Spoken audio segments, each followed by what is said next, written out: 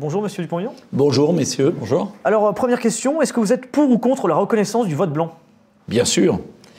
Et s'il y a plus de 50% de vote blanc, l'élection est annulée et on recommence.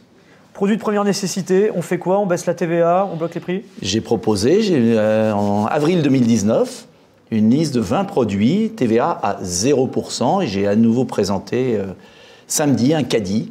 Et ça fait pas mal, ça fait près de 10% de baisse de TVA, parce qu'il y a des produits à 5,5, d'autres à 20. Il y a quoi comme produit? Par exemple, les couches. Est-ce que vous savez que les couches pour enfants sont à 20%? C'est considérable de TVA. Le dentifrice, les brosses à dents, le shampoing. Il y a les serviettes hygiéniques? Elles sont déjà à 5,5, mais on les passe à 0. 0. Le prix de l'essence, qu'est-ce qu'on fait? On bloque? Plafonné à 1,70 € avec une taxe sur les super profits des compagnies pétrolières, un impôt sur les très grandes fortunes au-dessus de 10 millions d'euros, les profits des GAFAM. Quand on est dans la difficulté, tout le monde contribue, notamment ceux qui sont les plus riches. L'âge de la retraite. On maintient à 62 ans. J'aimerais revenir à 60 ans, mais financièrement, c'est pas possible. En revanche, hors de question de passer à 65, ce serait un désastre social. Comment on finance du coup? Parce que c'est souvent. Ce qu'on verse à l'Union européenne, 10 milliards par an net, c'est-à-dire on verse 25, on reçoit 15. C'était 2 milliards il y a 20 ans, là on est passé à 10. J'estime que c'est trop, je récupère 8 de ces 10 et je les mets pour préserver les retraites des Français. Jean-Luc Mélenchon qui propose 60, c'est de la démagogie selon vous? Non, c'est un souhait, mais comment on le finance? Donc déjà 62, éviter le drame de 65 ou 64 Pécresse, 64 Zemmour, qui serait un désastre social parce qu'il n'y a que 30% des gens qui travaillent d'une classe d'âge entre 60 et 65. Ça veut dire qu'on va mettre des retraités au RSA et après ils auront une retraite de misère jusqu'à leur mort. C'est la mesure la plus dégueulasse qui soit. L'Europe, on la quitte? On la réforme ou on la quitte. C'est-à-dire que soit on la change, c'est mon traité, il est écrit, il est disponible, nos partenaires acceptent, on repart sur de bons rails, soit ils refusent, on s'en va, et par référendum. L'immigration, c'est 0 ou des quotas ou... On n'est pas une boîte de conserve, 0 c'est impossible, j'ai toujours dit. En revanche, c'est le minimum, parce qu'il faut digérer des années d'excès d'immigration, donc il faut assimiler. Voilà. Donc on limite au maximum. La question de la gratuité des transports en commun, est-ce que vous êtes pour ou contre? Je suis plutôt pour, parce que je pense que c'est la seule solution, mais ça ne remplace pas l'usage de la voiture, c'est complémentaire. Et il faut arrêter de désigner les boucs émissaires qui sont les automobilistes. L'appel à des cabinets de conseil? 0 cabinet de conseil. Je mets à la poubelle en arrivant à l'Élysée tous les contrats. J'économise 1 milliard par an. Et surtout, je mets fin au conflit d'intérêts, à la loi des copains, qui est une honte et qui ferait que si on était aux États-Unis ou dans une démocratie normale, Emmanuel Macron serait au parquet financier et ne pourrait pas se présenter. Vous n'avez jamais eu affaire, vous, en tant qu'élu, à la fois à l'Assemblée nationale ou dans votre ville de hier, à ma ville hier, très peu, et à chaque fois très peu. Oui, mais un peu sur le plan financier, nous avons eu un audit, parce qu'on était obligés, mais sinon, les cabinets conseils Enfin, je veux dire que... Et puis moi, j'ai jamais pris des cabinets conseils qui m'avaient permis d'être élu maire ou président d'Aglo, parce que le problème de McKinsey, c'est qu'ils ont aidé Emmanuel Macron à devenir président et qu'il y a un conflit d'intérêts monstrueux. Un revenu universel pour les jeunes? Non, mais un travail universel pour les jeunes. C'est-à-dire? C'est-à-dire que j'offre aux jeunes la possibilité d'avoir des travaux d'intérêt général dans nos villes, dans nos hôpitaux, qui leur permettent de financer leurs études. Je l'ai fait dans ma ville pour financer le permis de conduire. Alors on va passer aux questions des internautes qui sont juste ici, sur la tablette. Oui, alors j'appuie sur... Bonjour Monsieur Dupont-Aignan, ma question est la suivante. Pourquoi y a-t-il si peu de propositions pour le bien-être animal dans votre programme? Alors ça c'est surprenant parce qu'il y en a tellement. J'ai 14 propositions, j'ai déposé une proposition de loi tout récemment, j'en ai déposé plein. Brigitte Bardot a reconnu que c'était le meilleur programme, donc vous n'avez pas lu mon programme, c'est pas possible. Du coup, ce seraient lesquels? Il y en a quantité, il y a plusieurs axes. Il y a d'abord les refuges. Je veux financer les refuges et les aider financièrement parce qu'ils dépendent de la charité des collectivités locales, par une taxe aux frontières sur tous les animaux importés. Il y a le bien-être animal où je veux mettre fin aux abattoirs sans étourdissement avec un dialogue avec les cultes pour que tous les animaux soient étourdis. Il y a les caméras de surveillance dans les abattoirs. Il y a des mesures sur la surveillance des animaleries. Il y a des mesures sur l'utilisation des animaux en matière scientifique pour limiter au maximum. Enfin, il y a pléthore de mesures. Enfin, c'est pas possible qu'il n'a pas vu. Hein, c'est pas possible. Là. Vous interdisez la chasse à courre, par exemple? Non, la chasse à courre, c'est du folklore. Pour le bien-être animal, je c'est quand n'aime même... pas. Oui, mais enfin, surtout, je vais vous dire, le bien-être animal sont les abattoirs. Il faut qu'il y ait la moralisation du système des abattoirs, c'est vital. Qu'est-ce qu'on fait du coup, l'élevage intensif? On a vu toutes ces vidéos, notamment de l'association L214, où on voit parce que c'est pas poulets, l'élevage intensif. Alors, je propose aussi que, par exemple, on mette fin à l'élevage des cages, des poules en cage. J'ai visité un élevage il n'y a pas longtemps de poules bio, ça marche très bien. On peut faire des choses formidables. Il faut simplement aider les éleveurs à le faire, mais je n'irai pas contre l'élevage et contre la consommation de viande. En revanche, il faut le moraliser et puis il faut éviter les importations. Parce qu'en fait, si nous, on fait du bien-être animal le cœur de notre politique et qu'on importe aussi des accords comme a fait Macron avec le Canada, avec le Mercosur, avec tous les pays du monde. Alors là, le bien-être animal, c'est pas la France. C'est pire que tout. Donc, on fait mieux chez nous, on évite les importations extérieures, on met un label, voilà. Mais vraiment, j'ai un programme, j'ai été récompensé par 30 millions d'amis pour l'action que j'ai menée dans ma ville. Enfin, je veux dire, voilà. Je pense que... Et d'ailleurs, même CAP a reconnu qu'il y avait 2 candidats qui avaient les meilleurs programmes, c'était Mélenchon et moi. La réponse est CAP, donnée. c'est Convergence Animaux Politiques. C'est l'association qui suit tous les partis politiques avec 19 ou 20 associations dedans. La réponse est donnée. Il y a la question suivante sur la tablette. Mais je vois plus rien, il y a toujours le monsieur. Alors, il faut passer comme ça. Hop, voilà. Ah, voilà. Voilà, je vous laisse la lire. Pensez-vous réellement qu'avec Internet, les jeunes ados et jeunes adultes n'aient plus besoin de cours d'éducation sexuelle? Non, c'est pas ça que j'ai voulu dire. Bien évidemment qu'il y a besoin de cours d'éducation sexuelle, puisque c'est pas la meilleure vision des relations sexuelles qui sont sur Internet, malheureusement. Donc, c'est évident. Et c'est pourquoi je propose véritablement le doublement des effectifs de médecine scolaire. Parce qu'il faut des infirmières, il faut des aides-soignantes, il faut des psychologues au collège, à cette période de l'adolescence difficile, pour aider les jeunes à se trouver. Mais est-ce que vous voulez vous souhaitez aller plus loin dans les cours d'éducation sexuelle qui existent déjà, qu'on appelle l'éducation à la vie affective et sexuelle? Mais les cours d'éducation et sexuelle à la vie affective sont très difficiles à mener pour les enseignants dans une classe. C'est pas forcément moi, je crois... qui le font, hein. Oui, enfin, qu'importe, encore plus. Moi, je crois beaucoup plus à une démarche d'accueil individualisé. C'est que tout élève de collège, de lycée, mais de collège en général, doit pouvoir trouver une écoute attentive quand il se cherche, quand il a des interrogations. Et c'est pourquoi depuis 20 ans, ils ont détruit la médecine scolaire. Et il faut absolument qu'il y ait des interlocuteurs de confiance. Il y a la question du contrôle des écrans. Comment on évite justement que cette jeunesse ne se retrouve confrontée à la sexualité via la pornographie? C'est un vrai problème. L'Angleterre a essayé avec un système de vérification, de contrôle parental. Il faut essayer à tout prix, voilà, pour que l'image de la femme ne soit pas dégradée. Mais plus de sanctions aussi vis-à-vis des sites, des fournisseurs d'accès? Oui, mais il faut surtout permettre d'avoir un contrôle de comment on contrôle la majorité. Voilà. Ce qui n'est pas le cas aujourd'hui. C'est la question suivante. Bonjour, je voulais savoir si vous comptiez améliorer le système scolaire français et favoriser les conditions de travail des professeurs, et pourquoi pas mieux intégrer le sport et l'art dans les notes. Oui, il faut les deux. D'abord, il faut que les cours soient dans le calme, parce que quand on a les cours dans le bazar, on n'apprend pas. Et il y en a assez d'avoir quelques mauvais élèves qui perturbent les bons. Voilà. Donc c'est pourquoi je prévois que enfin il y aura des sanctions dans l'éducation nationale, ceux qui perturbent les cours et qui insultent les professeurs et qui menacent les bons élèves, ils dégagent. Il y a déjà des sanctions? Non, il n'y a rien du tout, c'est ouvrir le parapluie, il n'y a rien du tout. Ils dégagent où? Ils dégagent dans des internats disciplinaires où on va apprendre aux enfants à respecter le prof, où on va les aider aussi psychologiquement, parce que ça veut dire qu'il y a une crise. Quand on a laissé passer des élèves qui n'ont pas le niveau, ils s'embêtent dans la classe, ils sont au fond de la classe, ils sont perdus, ils n'ont plus de goût à l'effort, au travail, et ça veut dire qu'ils sont en souffrance. Donc il ne s'agit pas simplement de punir, il s'agit de tendre la main. Et pour ça, il n'y a aucune structure. Donc moi, je veux qu'il y ait des structures de rattrapage et d'aide. Et puis une voie professionnelle à partir de la fin de 5e pour des enfants qui ont d'autres apprentissages. Et puis une carte de sécurité professionnelle pour ceux qui quittent le système scolaire très tôt. Si plus tard, ils veulent retrouver des études, elles seront gratuites. C'est-à-dire que vous revenez donc à l'orientation dès la fin de la 5e, donc à l'âge de 12 ans pour des élèves. Pour des élèves qui sont d'ailleurs ont 14 ans en 5e, sont perdus, n'ont pas envie. Eh bien, il y a des voies d'apprentissage. Donc apprentissage à 12, 13 ans. À partir de la 5e, mais il y a des voies, ça ne veut pas dire qu'on est idiot en apprentissage. C'est que vous avez d'autres voies professionnelles. Et il faut revoir ça. Et user ses mains, et c'est user son intelligence. Il y a d'autres voies d'apprentissage. Pourquoi tout le monde dans le moule commun? C'est pas la voie de garage. C'est tout au contraire une chance qu'on donne. Mais être dans et puis un examen en fin de sixième, en fin de primaire, parce qu'on ne passera au collège que quand on aura le niveau.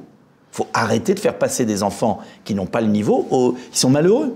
Il faut qu'ils redoublent et qu'on les aide. Donc tout mon principe, c'est on vérifie le niveau, on sanctionne le savoir et on aide ceux qui ne l'ont pas.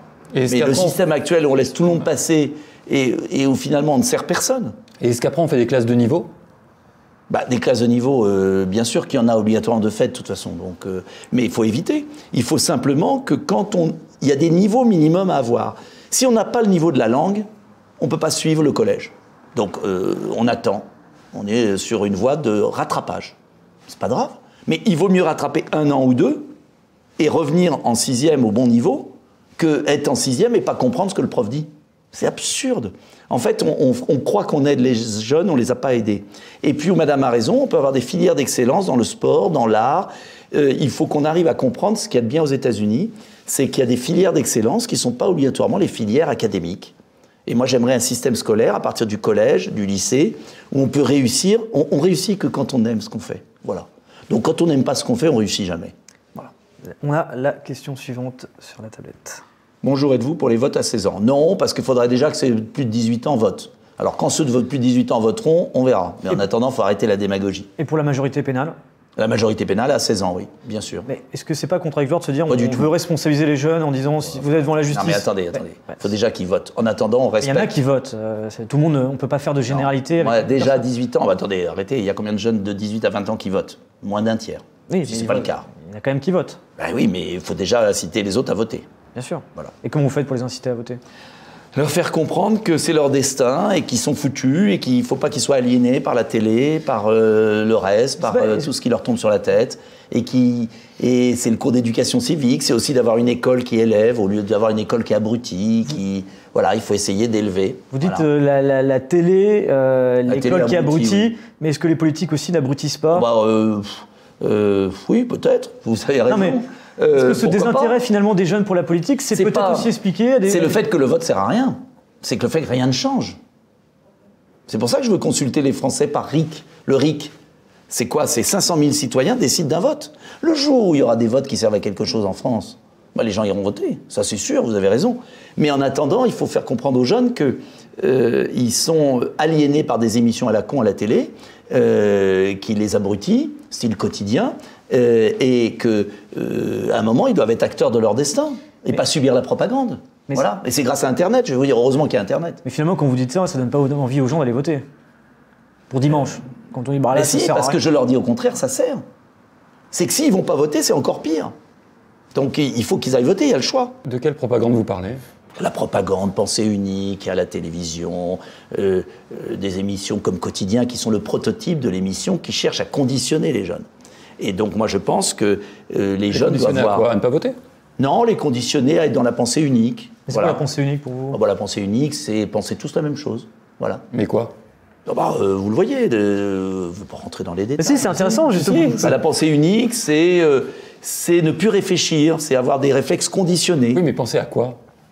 C'est facile à définir, puisqu'elle est unique. Par exemple, sur l'écologie, leur faire croire que les éoliennes qui tournent dans le vide, c'est vachement bien, qu'ils vont protéger la planète alors que la Chine et l'Inde polluent tout.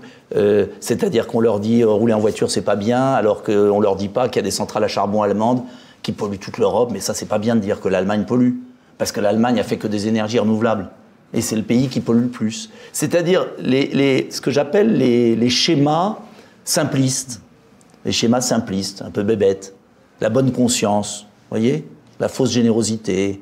Les gens pleins de fric qui vous expliquent qu'ils sont généreux. Mais en fait, par exemple, l'immigration. C'est super d'accueillir la terre entière. Mais en revanche, après, quel est le sort de ceux qu'on accueille? Comment ils vivent?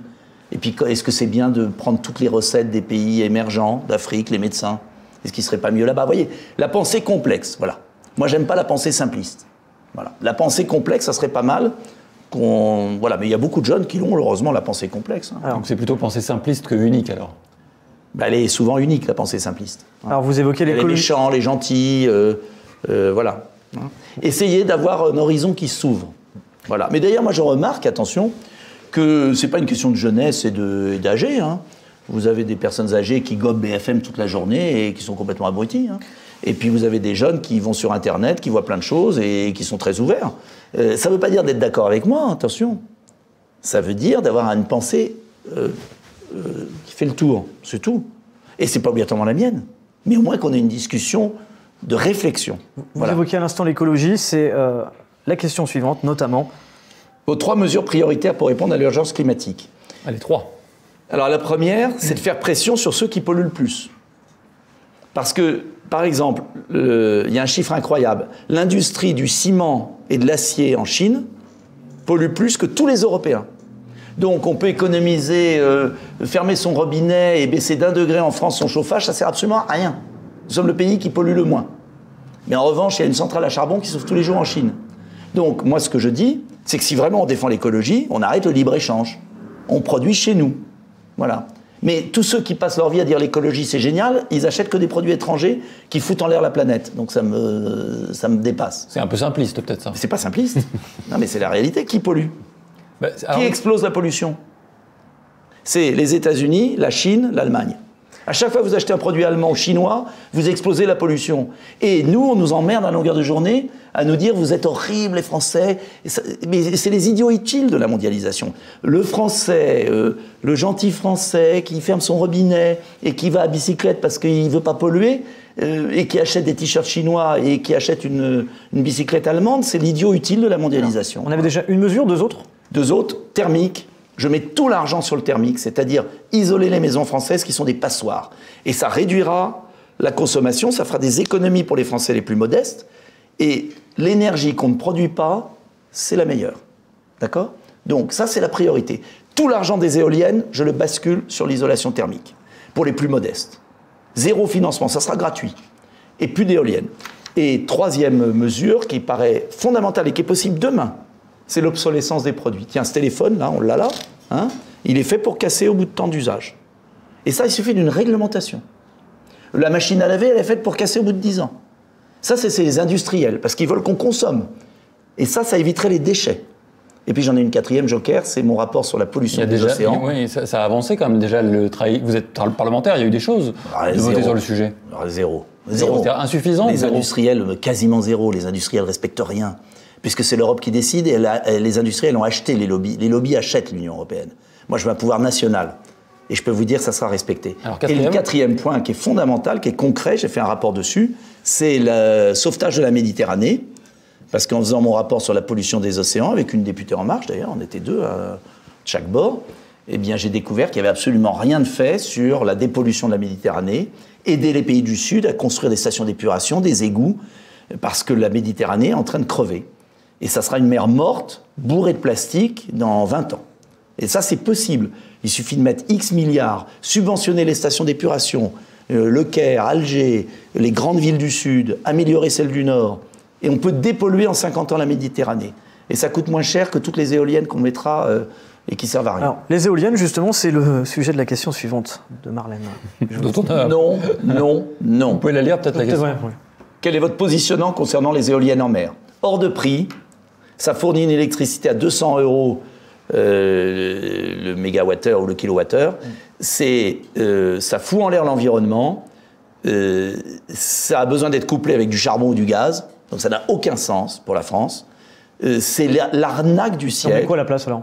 Comment... Le nucléaire. C'est le sol qui pollue pas, le nucléaire, mais qui fait l'effet de serre, et un peu de solaire pour l'appoint des maisons, et puis l'hydroélectrique. Voilà. Il y a la question de la dépendance énergétique de la France. On voit en ce moment comment on fait. Il n'y avait pas de dépendance. Il y avait l'indépendance énergétique quand on avait investi dans le nucléaire. Et puis Emmanuel Macron a fermé Fessenheim. Il n'a pas entretenu les centrales. Il fait maintenant l'inverse. Il a dit n'importe quoi sur le sujet. Et l'Allemagne, qui a tout fermé, se retrouve à refaire marcher des centrales au lignite, au charbon. Voilà. Et pour produire la même, par habitant, la même production d'électricité, d'accord, l'Allemagne émet 6 fois plus d'effets de serre, de gaz à effet de serre, et la Pologne 10 fois plus. Et je ne parle pas de la Chine. Mais la question de l'uranium. Oui, l'uranium, il y en a. Pas en France. Alors, et il y en a, et on l'a. Il n'y a aucun problème. On l'a. Vous parlez d'indépendance énergétique. C'est le Niger, c'est l'Australie, c'est l'Amérique latine. Et l'électricité, les terres rares, pour les batteries. Moi, je ne suis pas en train de défendre quoi que ce soit, mais juste, vous dites, c'est l'indépendance. En tout cas, on a beaucoup moins besoin d'importation pour l'électricité nucléaire que pour le pétrole ou pour les batteries électriques. Parce que je vous signale que tout le monde veut passer à la voiture électrique. C'est impossible. Ce sont des terres rares, il n'y a que la Chine qui les a. Et l'Afrique. Et on est en train de faire un désastre environnemental pour faire des batteries. Donc la voiture électrique peut être un moyen intermédiaire pour les gens des villes, mais ne répondra pas à la demande. C'est impossible. Impossible. Et vous mettez aussi comme objectif la neutralité carbone d'ici 2050 ? Oui, bien sûr, mais la neutralité carbone d'ici 2050, je préférerais qu'il y ait pas la neutralité totale, mais que la Chine, l'Inde, les États-Unis décroissent. Parce que si nous, on fait la neutralité carbone en 2050 et que le reste du monde ne le fait pas, la planète explose et nous, on est mort de faim. Donc je veux que ce soit réparti équitablement. Nicolas Dupont-Aignan, je reviens un tout petit peu en arrière. Vous dites les voitures électriques fonctionnent avec des terres rares, du lithium. C'est tragique. Donc vous dites, en gros, les voitures thermiques doivent continuer à exister. Bien sûr. Mais elles roulent comment ? Avec de l'essence. Mais bien sûr. Donc il faut continuer à importer du pétrole. Mais évidemment. Mais le pétrole ne va pas s'arrêter. On vous raconte n'importe quoi. On vous raconte n'importe quoi. Personne ne dit que ça va s'arrêter. On dit juste que l'Union européenne est complètement dingue à dire en 2030 plus de voitures thermiques. C'est faux. En revanche, qu'on ait des voitures thermiques qui consomment moins, qu'on arrête le diesel qui pollue et qui est cancérigène, qu'on passe à la voiture électrique et qu'on ait la voiture à hydrogène après, oui. Attendez, moi je ne suis pas un bovin, je ne suis pas un débile. Je veux qu'on passe, qu'on arrête de raconter des choses fausses aux gens pour des raisons économiques. C'est-à-dire qu'il y a un mélange d'émotionnel. On est une société de l'émotion bêta et du fric roi. Et les deux se mêlent intelligemment. Et l'argent roi instrumentalise l'émotionnel un peu bêta. Bien sûr qu'il faut sauver la planète. J'étais le premier à le dire. Mais il faut taper les intérêts. Vous étiez le premier à le dire. Oui, j'ai diffusé dans les films de mes écoles hier le film d'Al Gore en quelle année ? Oui, d'accord. Il y a 15 ans, 20 ans. Eh ben, il n'y en avait pas beaucoup qui le faisaient. Vous n'étiez pas le premier tout de même. Un des premiers. Alors, je ne suis pas du tout anti-écologie. Ouais. Lisez mon programme écolo. Mais il traite la cause des phénomènes. Vraiment la cause des phénomènes. Alors après, en revanche, je ne veux pas qu'on accuse les Français et qu'on les conduise à une écologie punitive qui tue les plus modestes. Par exemple, j'annulerais les ZFE. Parce que c'est un délit de pauvreté. Vous êtes pauvre, vous ne pouvez plus circuler. Qui peut se payer une voiture à 30 000 €, même subventionnée ? Personne. Il n'y a que des gens aisés. Et donc, vous êtes pauvre, classe moyenne, vous ne pouvez plus circuler, aller à l'hôpital. Enfin, ça ne tourne pas rond. Alors qu'en plus, un paquebot à Marseille pollue autant qu'1 million de véhicules. Vous en pensez quoi de la proposition d'un parc proposé par le gouvernement, d'un parc de voitures de location en leasing à faible coût et des voitures électriques ? Ça, c'est du pipeau. Ben, c'est pas cher. Mais ça ne marchera jamais pour tout le monde. On voit que ces gens-là ne vivent pas en province. Non, mais vous parliez de centre-ville, justement. Mais attendez, sur les centres-villes, il y a une problématique. J'ai une solution toute simple. C'est la solution italienne, qui est faite depuis 20 ans en Italie. Les centres-villes de Florence, le cœur de ville est interdit aux voitures pour éviter la pollution et il n'y a que les riverains qui accèdent. Ça, c'est le cœur. Mais à Toulouse, que le périphérique, et d'ailleurs, j'ai été à Toulouse, extraordinaire, il y a une ZFE qui a été créée, c'est-à-dire interdiction en 2024 de quasiment 80% des voitures. Il y a l'aéroport qui passe dessus, il y a les quartiers populaires, il y a l'hôpital. Mais ça va être la révolution dans un an. Mais personne ne va accepter ça, c'est le délit de pauvreté. Vous êtes pauvre, vous êtes astreint à résidence. Tout ça pour les riches bobos des centres-villes qui se payent des voitures électriques et des Porsche électriques. Mais enfin, c'est complètement cinglé. On voit que ces gens-là ne sont pas sortis de Paris. Donc moi j'estime qu'il n'y a pas de délit de pauvreté, que tout le monde a le droit à la voiture. En revanche, il faut aider les gens, petit à petit, à avoir des voitures thermiques moins polluantes, mais ça veut dire que les jeunes ne pourront plus rouler, les vieux ne pourront plus voler, les pauvres ne pourront plus rouler. Plus personne ne pourra se déplacer. Mais c'est quoi ? On avance. On va pouvoir avancer à la question suivante. Y a-t-il une différence entre islam et islamisme ? Oui, bien sûr. Il y a une religion, chacun a le droit de pratiquer sa foi, et puis il y a la trahison de la religion à des fins violentes, intégristes, dangereuses, et il y a eu l'Inquisition à une époque, et puis maintenant il y a l'islamisme. Il faut éradiquer l'islamisme et le chasser de France, mais aussi des pays arabes. D'ailleurs, les pays arabes luttent. En Égypte, ils luttent contre l'islamisme. Et puis, voilà, il ne faut pas confondre les deux, bien sûr. Comment on fait en France ? On ferme les mosquées salafistes, on refuse l'argent de l'étranger. Il est inadmissible qu'Erdogan construise des mosquées turques en Alsace. Vous avez voté la loi séparatisme? Bien sûr, où je me suis abstenu peut-être, parce qu'elle ne va pas assez loin. Et puis, il faut être beaucoup plus ferme. La vraie fermeté. Il faut arrêter l'argent de l'étranger. Il est inadmissible que le Qatar finance des mosquées en France. Enfin, on est tombé sur la tête. Il y a quand même un effort actuellement pour créer un islam de France. Rien du tout. Il y a du pipeau. Ils font semblant. Il y a l'idée, ils ont compris le problème. Mais pourquoi ils font semblant? Je vais vous dire, la charte. C'est quoi le... Mais non, mais ils n'osent pas. La charte. Pourquoi ils n'osent pas? Soit des intérêts, soit la peur. Quels intérêts? Les intérêts des partenaires commerciaux. Hein, on veut vendre des Rafales peut-être en Arabie Saoudite ou aux Émirats. Et la peur? Quelle peur? La peur des conséquences. La peur des conséquences, la peur de faire le bras de fer. Avec ces pays? Avec les pays ou avec les islamistes qui sont déjà sur le sol français. Mais quel serait l'intérêt de ne pas faire un bras de fer avec les islamistes avec, la peur. Pas d'attentat, pas de drame. Vous pensez qu'on a acheté la paix sociale comme ça? Mais bien sûr. Mais depuis 20 ans, ça dure. Pourtant, ça n'a pas empêché qu'il y ait de multiples attentats sur le sol français. Mais malheureusement, c'est pour ça que j'ai toujours dit, c'est pour ça que j'ai toujours refusé d'être invité au Qatar. Moi, j'ai pas été faire des conférences au Qatar. Regardez la liste des hommes politiques qui ont été faire des conférences en Arabie Saoudite, au Qatar, vous serez surpris. Hein? Bon. Donc, il faut arrêter. Et je pense qu'il faut accepter de perdre des contrats là-bas et de faire le ménage en France. Voilà. Et qu'il faut fermer toutes les mosquées salafistes. Et qu'il y en a beaucoup. Quel est votre point de vue sur la présence des signes religieux dans l'espace public?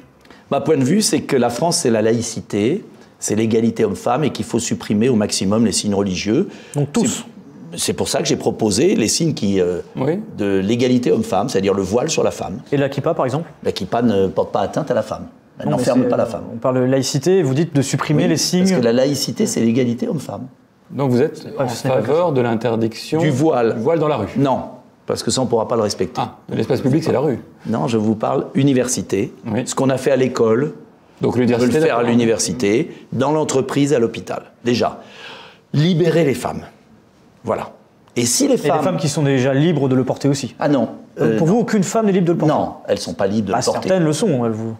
La laïcité, c'est pas à moitié. Voilà. Si une femme veut être aliénée, elle va dans un autre pays. Elle vit en Arabie Saoudite, elle vit ailleurs. Ça n'a rien à voir avec la laïcité. La laïcité de 1905 punit autant celui qui impose un signe religieux que celui qui l'interdit à quelqu'un. Écoutez, moi je vois que l'égalité homme-femme est un point fixe de la France. Voilà. Je défends cette égalité homme-femme. Je ne veux pas que les femmes françaises soient sous la domination de leur mari. Elles doivent être libres. Voilà. Donc c'est pas la laïcité, c'est autre chose, c'est l'égalité homme-femme. C'est aussi la laïcité. L'égalité homme-femme, la laïcité, c'est que le voile est un symbole d'asservissement. Oui, parce que vous partez sur l'égalité homme-femme, mais il n'y a pas que ça. La laïcité, vous dites interdire des signes visibles dans l'espace public. Le voile est visible, une kippa le serait aussi, un chapelet le serait aussi. Écoutez, le voile est une aliénation de la femme. Oui, mais ne parlez pas que de ça. Mais nous avons votre réponse. Nous ne sommes pas un pays islamique, ni musulman. Attendez, alors, juste avant, on a un petit point encore. On voulait vous parler notamment par rapport à la situation en Ukraine et en Russie, notamment aussi des propos qui ont pu être les vôtres tenus en 2018, où vous disiez à l'époque « Je n'aime pas critiquer mon pays, mais je suis outré par la position de la France sur la Crimée ». Vous disiez même que le terme d'annexion était un terme mal choisi et qu'il fallait plutôt parler à l'époque de réunification. Je le pense toujours sur la Crimée. Sur la Crimée, il n'y a pas eu de violence, il y a eu un référendum. Et la Crimée, c'est Khrouchtchev, vous le savez, qui en 1953 l'a mis à l'Ukraine et a toujours été russe depuis des siècles. Donc sur la Crimée, c'est pas la même chose que l'Ukraine, pour moi. La Crimée a été rattachée artificiellement à l'Ukraine. Et le Donbass? Alors le Donbass est entre les deux. C'est une terre entre les deux. Et c'est pourquoi j'ai toujours proposé le respect des accords de Minsk, qui étaient d'ailleurs garantis par la France. Et je regrette que la France a été faible, comme l'Allemagne, comme les États-Unis, comme la Russie d'ailleurs aussi, à pas faire respecter l'accord de Minsk, qui était un accord entre les partisans russes du Donbass et les partisans ukrainiens, vous le savez. Hein. Et je crois qu'on aurait pu éviter les atrocités d'aujourd'hui si on avait anticipé. Voilà. Malheureusement, on est dans un système abominable qui est responsable des massacres des Russes, qui sont abominables et que j'ai toujours condamnés. Mais je pense qu'on aurait pu éviter cette guerre et qu'on peut encore la... Vous dites que c'est le système qui a généré la guerre, c'est-à-dire? C'est-à-dire que l'Ukraine aurait dû être neutre, ce qu'avait proposé Jacques Chirac en 2006. Donc, pour vous, l'annexion, enfin l'intervention russe en Ukraine... Je la condamne totalement. Mais elle est la conséquence... Voilà, c'est ça qui m'intéresse. Une responsabilité partagée. Et la conséquence... Totalement partagée. Finissez votre phrase. Et la conséquence de... Elle est la conséquence d'un camp occidental qui n'a pas su, à un moment donné, dire stop aux Ukrainiens. Voilà. Et ça n'enlève en rien la responsabilité de Poutine, qui commet des atrocités. C'est-à-dire en train de nous dire que c'est quasiment indirectement de la faute des Ukrainiens. Les deux. Pour moi, c'est un conflit régional. Les torts sont partagés. La Russie fait des atrocités aujourd'hui, mais l'Ukraine a commis des erreurs. Et l'Occident a commis une très grave erreur. Voilà. C'est tout. Et je maintiens ce que je dis qui est une réalité. Jacques Chirac, en 2006, envoie Gourdeau-Montagne, c'est un article du Figaro de récent, pour que les gens sachent de quoi il s'agit, envoie Gourdeau-Montagne, son conseiller, à Moscou, pour dire, sur l'Ukraine, on va faire un statut de neutralité dans le cadre d'une conférence de sécurité, le Donbass sera autonome, et ainsi, on préserve la paix, et il propose aux Américains ce statut de neutralité. Les Américains refusent. Et il y a un moment dans la vie, l'Ukraine est à la zone de jonction entre un monde slave, d'un côté, et de l'autre, un monde occidental. L'Ukraine, la partie est de l'Ukraine jusqu'à Kiev, et même un peu plus loin, a été russe depuis Catherine de Russie, donc jusqu'en 1991. Il y a une partie occidentale qui a toujours été plutôt polonaise, Autriche-Hongrie. C'est une terre de jonction, et la responsabilité d'hommes d'État, pour éviter la guerre, c'eût été de prévoir une neutralité ukrainienne, comme il y a la neutralité autrichienne, comme il y a la neutralité suédoise, parce qu'il y a des moments dans l'histoire, si on veut éviter le drame, on essaye de trouver des compromis. C'est-à-dire qu'on doit se soumettre à Vladimir Poutine? C'est pas se soumettre, c'est de trouver des compromis. L'affaire Cuba, si vous avez un peu de culture, Cuba, c'est quoi? C'est un compromis. C'est un compromis, c'est que les Russes ont fait un compromis. Fidel Castro arrive au pouvoir, les Américains veulent le renverser, ils n'arrivent pas, la baie des cochons échoue. Khrouchtchev veut mettre des missiles russes à 300 km de Miami. Qu'est-ce que fait Kennedy? Il dit, j'appuie sur la bombe atomique et je rase Moscou si vous continuez. Qu'est-ce que fait Khrouchtchev? Il fait un compromis. Il enlève ses missiles, ils n'arrivent pas. Et le régime castriste reste sans armes nucléaires. C'est la neutralité de Cuba. Voilà. Si la Wallonie et si la Belgique mettaient des têtes nucléaires dressées contre Paris, est-ce que vous croyez que la France ne réagirait pas? Donc il faut arrêter Cuba avec... n'a jamais été neutre. Cuba n'a pas eu de tête nucléaire soviétique. Oui, c'est un peu une forme de neutralité. C'est pas exactement celle que vous demandez pour l'Ukraine. Hein. Mais si, c'est exactement pareil. Il faut arrêter ce cinéma. C'est exactement pareil. Il faut arrêter... sur Taïwan, il y a un compromis, il y en aura un. Taïwan est neutre. Et si vous mettiez des armes nucléaires, ou si demain les États-Unis mettaient des armes à Taïwan, vous croyez que la Chine le tolérerait? Personne n'a dit qu'on allait mettre des armes nucléaires en Ukraine. Non, mais tout a été fait. Si, excusez-moi. L'Ukraine n'a pas respecté les accords de Minsk sur le Donbass. Premier point, a bombardé le Donbass. L'Ukraine a refusé l'accord de Minsk et n'a pas voté l'autonomie constitutionnelle. Et tout le monde sait que l'Ukraine voulait rejoindre l'OTAN et l'Union européenne. Oui, mais sur l'action du nucléaire, vous ne pouvez pas dire ça puisque l'Ukraine est dénucléarisée. Oui, mais tout le monde sait que l'Ukraine voulait avancer et que l'OTAN voulait avancer en Ukraine. OTAN et Géorgie. Prenez des exemples ailleurs dans le monde, mais qui sont pas comparables. Mais donc exactement la France quitte l'OTAN pour vous? Oui, la France, bien sûr, quitte le commandement militaire intégré. Pas l'OTAN, quitte le commandement militaire intégré de l'OTAN. Et moi, j'aime la France, celle qui a refusé de soutenir les États-Unis au Vietnam, et a eu raison. J'aime la France qui a refusé d'aller en Irak.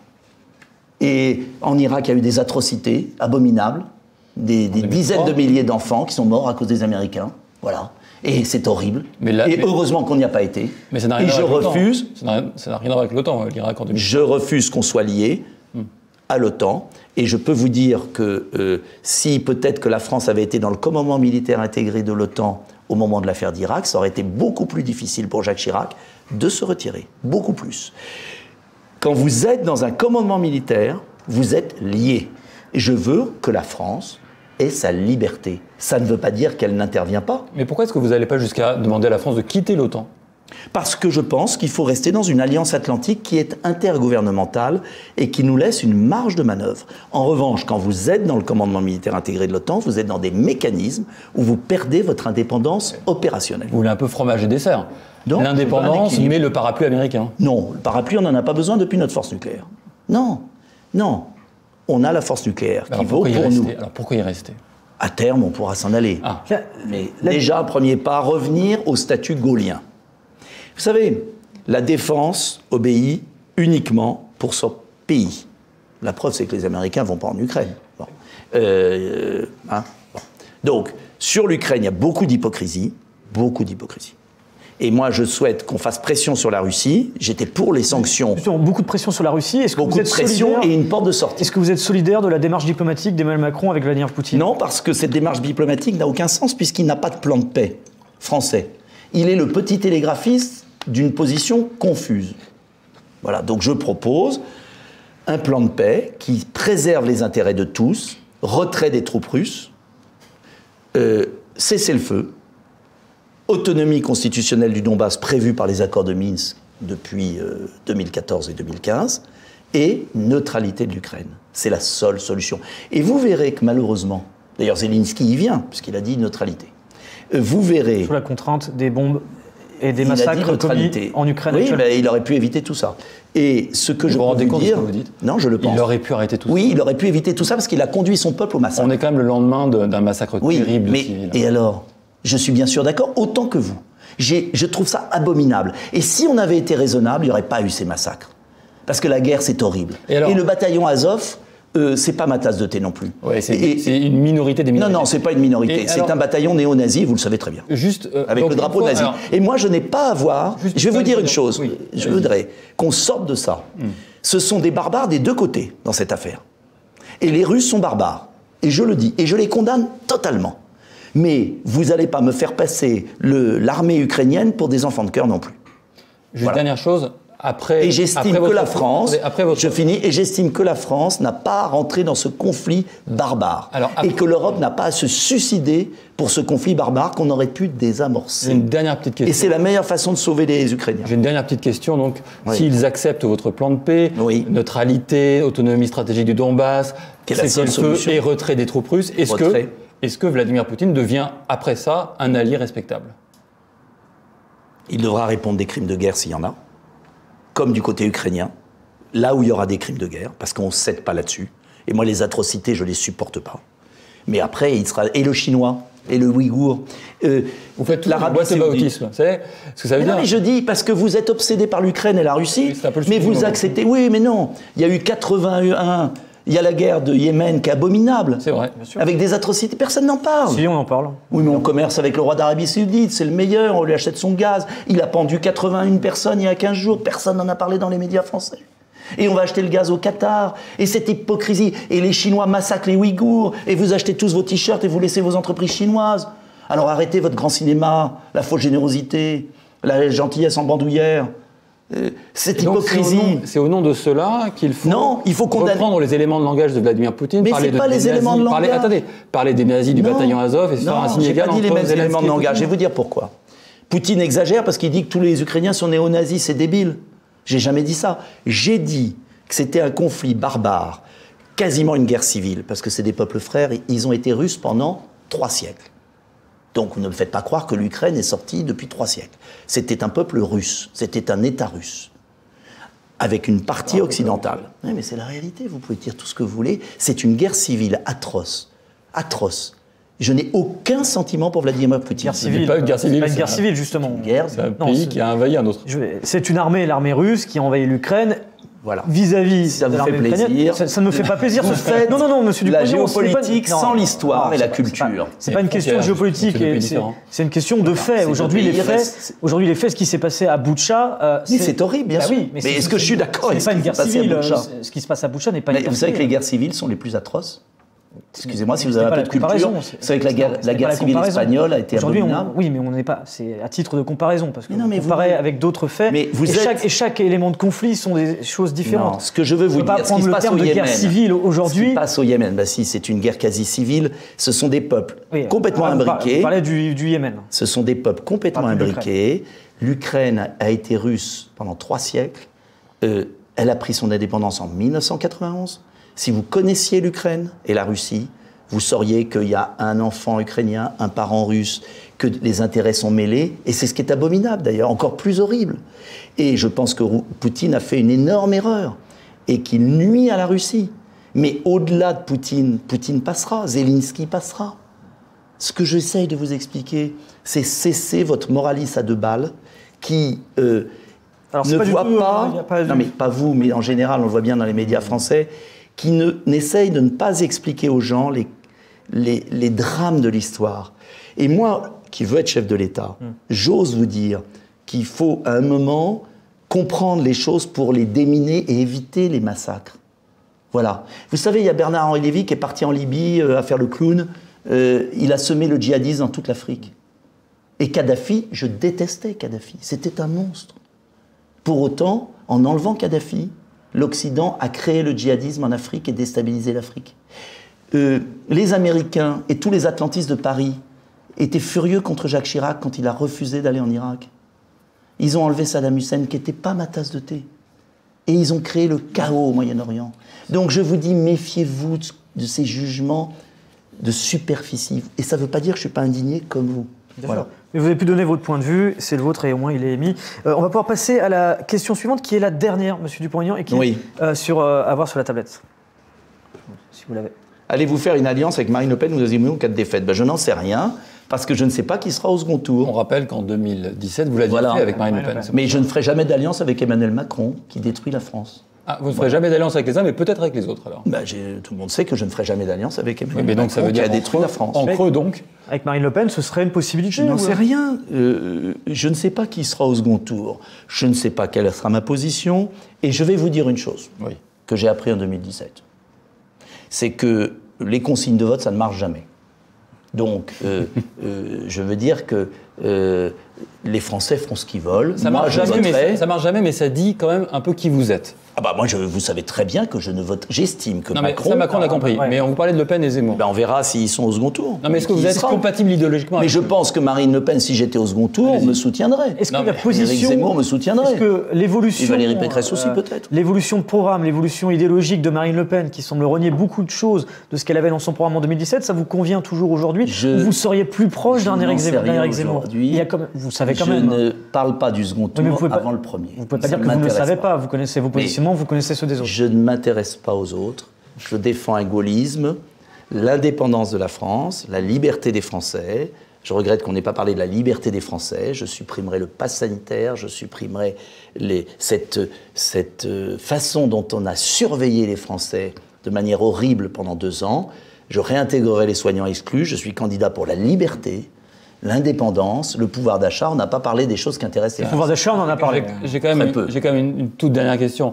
Est-ce qu'un gaulliste, vous êtes un gaulliste assumé, est-ce qu'un gaulliste pourrait s'entendre avec quelqu'un qui considère que le maréchal Pétain a sauvé des vies françaises pendant la guerre? Non, je ne crois pas.